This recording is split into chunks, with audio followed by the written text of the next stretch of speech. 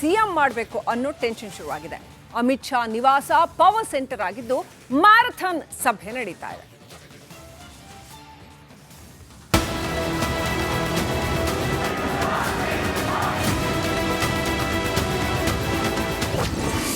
Power centre ಆದ ಅಮಿತ್ ಶಾ ನಿವಾಸ. Kaun Banega Delhi CM ಜಟಾಪಟಿ.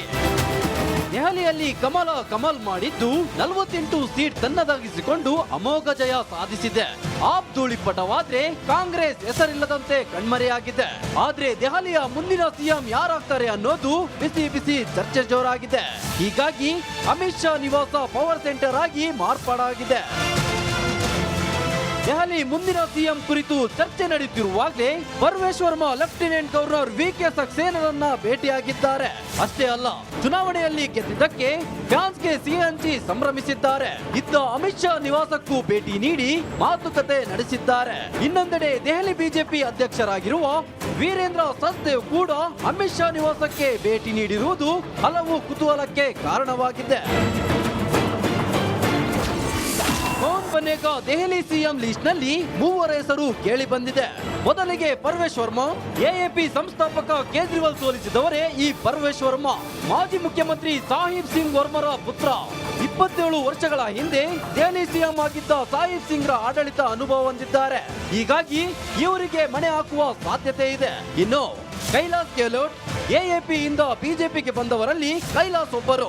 ಮಾಜಿ ಸಚಿವ ಸುರೇಂದ್ರ ಭಾರದ್ವಾಜ್ ವಿರುದ್ಧ ಗೆಲುವು ಸಾಧಿಸಿದ ಇವರು 2015-2020ರಲ್ಲಿ ನಜಾಫ್ಗರ್ ಕ್ಷೇತ್ರದಿಂದ 2 ಬಾರಿ ಗೆಲುವು ಕಂಡಿದ್ರು. ಅರವಿಂದ್ ಕೇಜ್ರಿವಾಲ್ ಪ್ರತಿ ನಡೆಯನ್ನ ಕಂಡಿದ್ದ ಕೈಲಾಸ್ರನ್ನ ಸಿಎಂ ಮಾಡಿದ್ರೆ ಆಪ್ ಕಟ್ಟಿ ಹಾಕಲು ಸಾಕಾರವಾಗಲಿದೆ.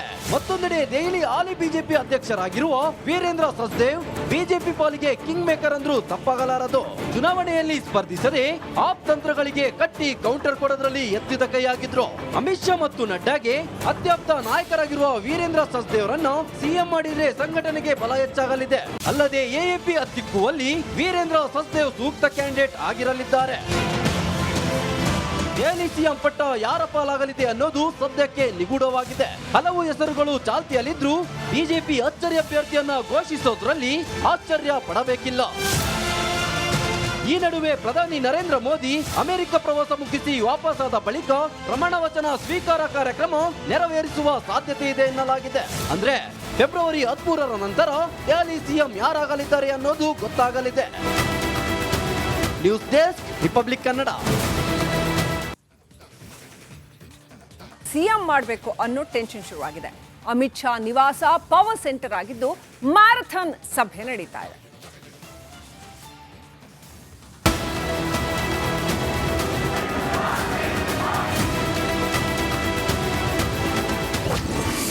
ಪವರ್ ಸೆಂಟರ್ ಆದ ಅಮಿತ್ ಶಾ ನಿವಾಸ.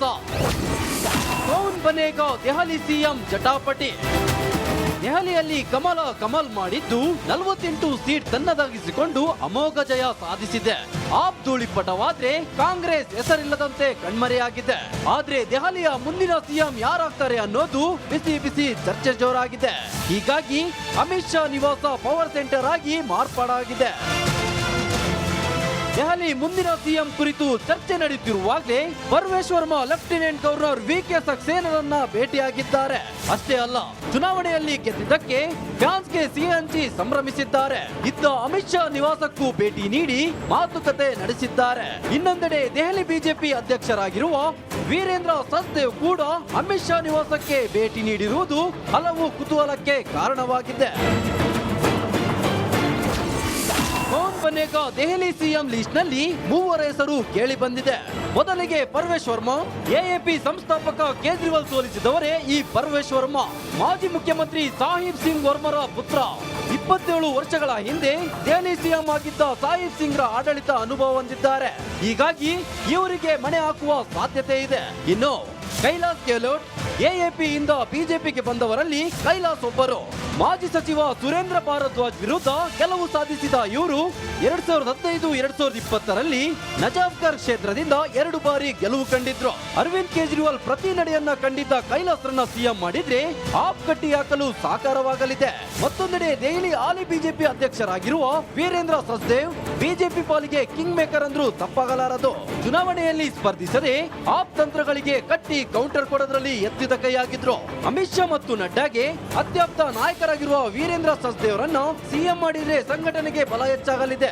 ಅಲ್ಲದೆ ಎಎಪಿ ಹತ್ತಿಕ್ಕುವಲ್ಲಿ ವೀರೇಂದ್ರ ಸಚ್ದೇವ್ ಸೂಕ್ತ ಕ್ಯಾಂಡಿಡೇಟ್ ಆಗಿರಲಿದ್ದಾರೆ.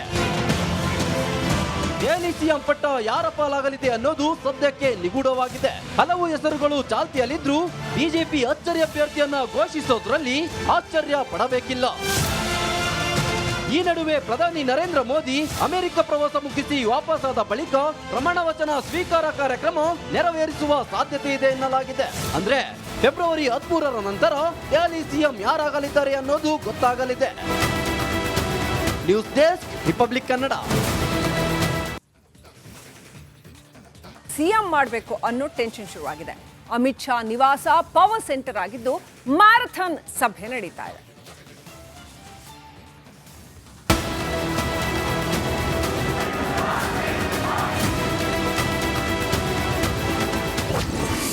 ಪವರ್ ಸೆಂಟರ್ ಆದ ಅಮಿತ್ ಶಾ ನಿವಾಸ. ಕೌನ್ ಬನೇಗಾ ದೆಹಲಿ ಸಿಎಂ ಜಟಾಪಟಿ. ದೆಹಲಿಯಲ್ಲಿ ಕಮಲ್ ಮಾಡಿದ್ದು 48 ಸೀಟ್ ತನ್ನದಾಗಿಸಿಕೊಂಡು ಅಮೋಘ ಜಯ ಸಾಧಿಸಿದೆ. ಆಪ್ ಧೂಳಿಪಟವಾದ್ರೆ ಕಾಂಗ್ರೆಸ್ ಹೆಸರಿಲ್ಲದಂತೆ ಕಣ್ಮರೆಯಾಗಿದೆ. ಆದ್ರೆ ದೆಹಲಿಯ ಮುಂದಿನ ಸಿಎಂ ಯಾರಾಗ್ತಾರೆ ಅನ್ನೋದು ಬಿಸಿ ಬಿಸಿ ಚರ್ಚೆ ಜೋರಾಗಿದೆ. ಹೀಗಾಗಿ ಅಮಿತ್ ಶಾ ನಿವಾಸ ಪವರ್ ಸೆಂಟರ್ ಆಗಿ ಮಾರ್ಪಾಡಾಗಿದೆ. ದೆಹಲಿ ಮುಂದಿನ ಸಿಎಂ ಕುರಿತು ಚರ್ಚೆ ನಡೆಯುತ್ತಿರುವಾಗಲೇ Parvesh Verma lieutenant governor V K. ಸಕ್ಸೇನಾರನ್ನ ಭೇಟಿಯಾಗಿದ್ದಾರೆ. ಅಷ್ಟೇ ಅಲ್ಲ, ಚುನಾವಣೆಯಲ್ಲಿ ಗೆದ್ದಿದ್ದಕ್ಕೆ ಫ್ಯಾನ್ಸ್ಗೆ ಸಿಹಿ ಹಂಚಿ ಸಂಭ್ರಮಿಸಿದ್ದಾರೆ. ಇದ್ದ ಅಮಿತ್ ಶಾ ನಿವಾಸಕ್ಕೂ ಭೇಟಿ ನೀಡಿ ಮಾತುಕತೆ ನಡೆಸಿದ್ದಾರೆ. ಇನ್ನೊಂದೆಡೆ ದೆಹಲಿ ಬಿಜೆಪಿ ಅಧ್ಯಕ್ಷರಾಗಿರುವ ವೀರೇಂದ್ರ ಸಚ್ದೇವ್ ಕೂಡ ಅಮಿತ್ ಶಾ ನಿವಾಸಕ್ಕೆ ಭೇಟಿ ನೀಡಿರುವುದು ಹಲವು ಕುತೂಹಲಕ್ಕೆ ಕಾರಣವಾಗಿದೆ. ಕೌನ್ ಬನೇಗಾ ದೆಹಲಿ ಸಿಎಂ ಲಿಸ್ಟ್ ನಲ್ಲಿ 3 ಹೆಸರು ಕೇಳಿ ಬಂದಿದೆ. ಮೊದಲಿಗೆ ಪರ್ವೇಶ್ ವರ್ಮಾ. ಎಎಪಿ ಸಂಸ್ಥಾಪಕ ಕೇಜ್ರಿವಾಲ್ ಸೋಲಿಸಿದವರೇ ಈ ಪರ್ವೇಶ್ ವರ್ಮಾ. ಮಾಜಿ ಮುಖ್ಯಮಂತ್ರಿ ಸಾಹಿಬ್ ಸಿಂಗ್ ವರ್ಮರ ಪುತ್ರ. 27 ವರ್ಷಗಳ ಹಿಂದೆ ದೆಹಲಿ ಸಿಎಂ ಆಗಿದ್ದ ಸಾಹಿಬ್ ಸಿಂಗ್ರ ಆಡಳಿತ ಅನುಭವ ಹೊಂದಿದ್ದಾರೆ. ಹೀಗಾಗಿ ಇವರಿಗೆ ಮಣೆ ಹಾಕುವ ಸಾಧ್ಯತೆ ಇದೆ. ಇನ್ನು ಕೈಲಾಸ್ ಗೆಹ್ಲೋಟ್. ಎಎಪಿ ಇಂದ ಬಿಜೆಪಿಗೆ ಬಂದವರಲ್ಲಿ ಕೈಲಾಸ್ ಒಬ್ಬರು. ಮಾಜಿ ಸಚಿವ ಸುರೇಂದ್ರ ಭಾರದ್ವಾಜ್ ವಿರುದ್ಧ ಗೆಲುವು ಸಾಧಿಸಿದ ಇವರು 2015-2020ರಲ್ಲಿ ನಜಾಫ್ಗರ್ ಕ್ಷೇತ್ರದಿಂದ 2 ಬಾರಿ ಗೆಲುವು ಕಂಡಿದ್ರು. ಅರವಿಂದ್ ಕೇಜ್ರಿವಾಲ್ ಪ್ರತಿ ನಡೆಯನ್ನ ಕಂಡಿದ್ದ ಕೈಲಾಸ್ರನ್ನ ಸಿಎಂ ಮಾಡಿದ್ರೆ ಆಪ್ ಕಟ್ಟಿ ಹಾಕಲು ಸಾಕಾರವಾಗಲಿದೆ. ಮತ್ತೊಂದೆಡೆ ದೆಹಲಿ ಹಾಲಿ ಬಿಜೆಪಿ ಅಧ್ಯಕ್ಷರಾಗಿರುವ ವೀರೇಂದ್ರ ಸಚ್ದೇವ್ ಬಿಜೆಪಿ ಪಾಲಿಗೆ ಕಿಂಗ್ ಮೇಕರ್ ಅಂದ್ರೂ ತಪ್ಪಾಗಲಾರದು. ಚುನಾವಣೆಯಲ್ಲಿ ಸ್ಪರ್ಧಿಸದೆ ಆಪ್ ತಂತ್ರಗಳಿಗೆ ಕಟ್ಟಿ ಕೌಂಟರ್ ಕೊಡೋದ್ರಲ್ಲಿ ಎತ್ತಿದ ಕೈಯಾಗಿದ್ರು. ಅಮಿತ್ ಶಾ ಮತ್ತು ನಡ್ಡಾಗೆ ಅತ್ಯಪ್ತ ನಾಯಕರಾಗಿರುವ ವೀರೇಂದ್ರ ಸಚ್ದೇವ್ರನ್ನು ಸಿಎಂ ಮಾಡಿದ್ರೆ ಸಂಘಟನೆಗೆ ಬಲ ಹೆಚ್ಚಾಗಲಿದೆ. ಅಲ್ಲದೆ ಎಎಪಿ ಹತ್ತಿಕ್ಕುವಲ್ಲಿ ವೀರೇಂದ್ರ ಸಚ್ದೇವ್ ಸೂಕ್ತ ಕ್ಯಾಂಡಿಡೇಟ್ ಆಗಿರಲಿದ್ದಾರೆ.